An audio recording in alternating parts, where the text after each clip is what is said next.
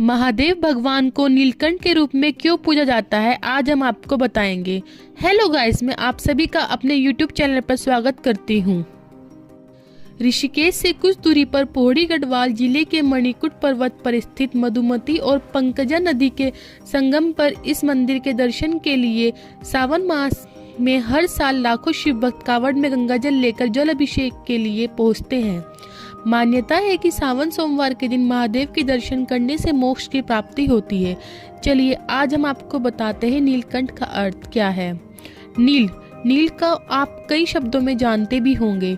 नील का अर्थ वास्तविक में सनातन धर्म के हिसाब से आसमान के रंग को दर्शाया गया है और आयुर्वेद के हिसाब से अगर कोई व्यक्ति या जीव जंतु किसी जहरीले विष को ग्रहण करता है तो विष को ग्रहण करने के बाद शरीर की प्रतिक्रिया में होने वाले बदलाव में शरीर नीला हो जाता है।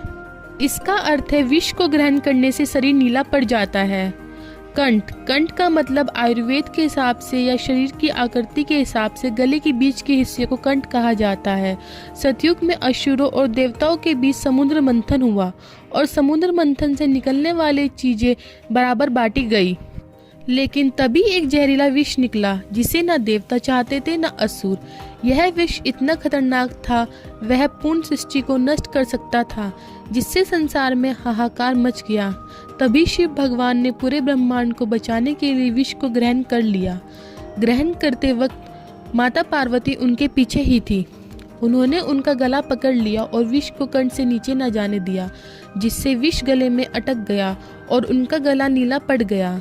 भगवान शिव विष की गर्मी से बेचैन हो गए और हिमालय की ओर बढ़ चले और मणिकूट पर्वत पर पंकजा और मधुमती नदी की शीतलता को देखते हुए नदियों के संगम पर एक वृक्ष के नीचे बैठ गए और समाधि में पूर्ण रूप से लीन हो गए और वर्षों तक समाधि में रहे, जिससे माँ पार्वती परेशान हो गई और बैठकर शिव भगवान की समाधि का इंतजार करने लग गई।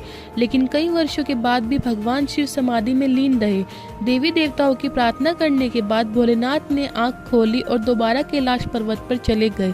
इसी वजह से आज इस स्थान को, जहाँ पर वृक्ष के नीचे भगवान शिव समाधि में लीन थे, आज एक विशालकाय मंदिर भी है जो कि नीलकंठ महादेव के नाम से पूजा जाता है।